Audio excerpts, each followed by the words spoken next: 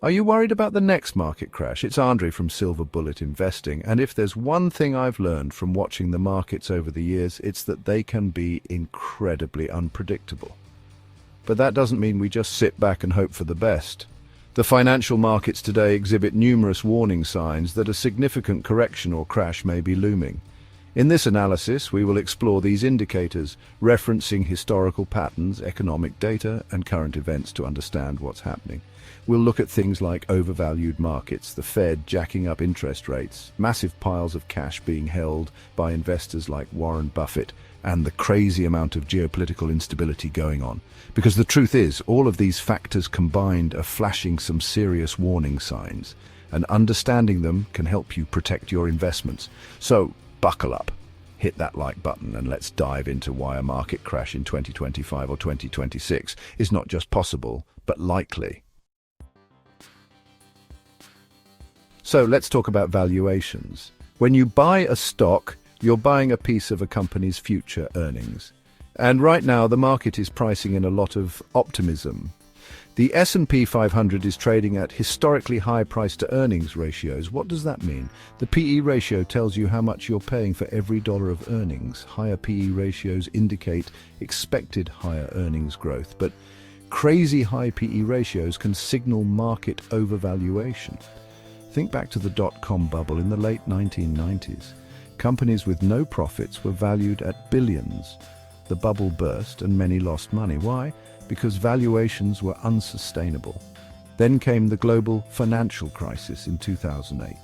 The housing market was overvalued, triggering a financial collapse. We're seeing some eerie similarities today. Valuations are stretched, interest rates are rising, and there's uncertainty. History might not repeat exactly, but we need to pay attention. Let's talk about the Federal Reserve, aka the Fed, the big dogs of US monetary policy. They've been on this aggressive interest rate hike spree lately. See, when inflation runs hot like it is right now, the Fed typically raises rates to try and cool things down.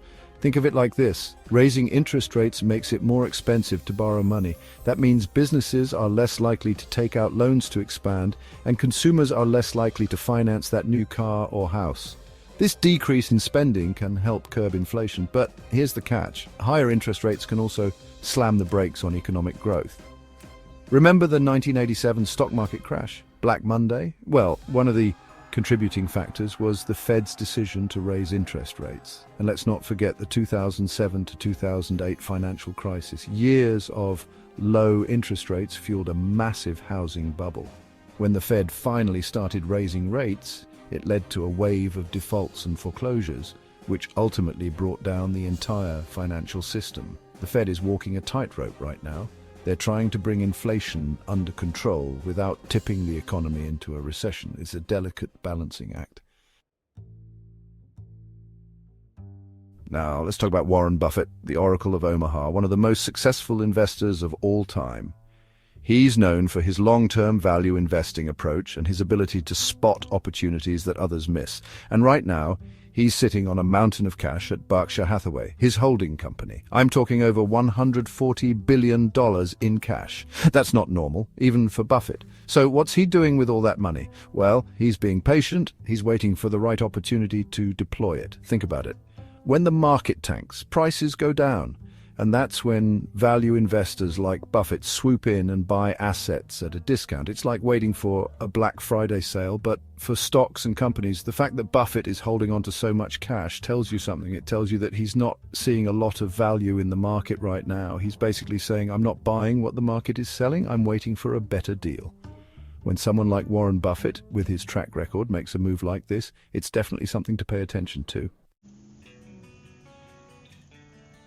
Let's face it, the world is a messy place right now. We've got the ongoing conflict in Ukraine, tensions flaring in the Middle East, and who knows what's going to happen next.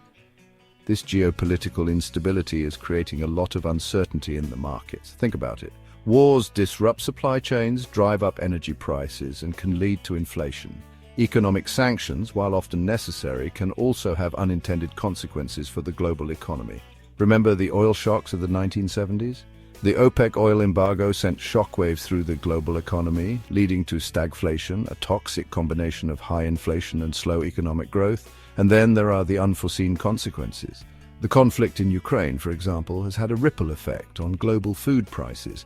Russia and Ukraine are major exporters of wheat, and the war has disrupted supplies, leading to higher prices for bread and other staples around the world.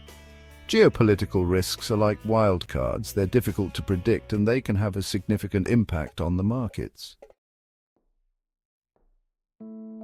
Let's talk about consumer spending, which makes up a huge chunk of the US economy. And right now, there are some worrying signs. Household debt is rising, savings rates are low, and people are feeling squeezed by inflation. Think about it. When interest rates are low, like they have been for the past decade, it's easy to borrow money. People take out mortgages, car loans, student loans, you name it. But when those interest rates start to rise, those monthly payments get a whole lot more expensive. And guess what happens when people have less money to spend? The economy slows down. Businesses sell less, they make less profit, and they might even start laying people off. Add to that the fact that many Americans are living paycheck to paycheck with little to no savings to fall back on. If the economy takes a downturn, a lot of people are going to be in trouble. It's not just consumers who are drowning in debt. Corporations are sitting on mountains of it too. And just like with consumers, rising interest rates are making it more expensive for companies to refinance that debt. Think about it. When a company takes on debt, it's essentially making a bet that it can earn a return on that money that's higher than the interest rate it's paying. But when interest rates rise, that bet becomes a lot riskier. We're already seeing some major companies issue earnings warnings, signaling that their profits might not be as high as analysts were expecting.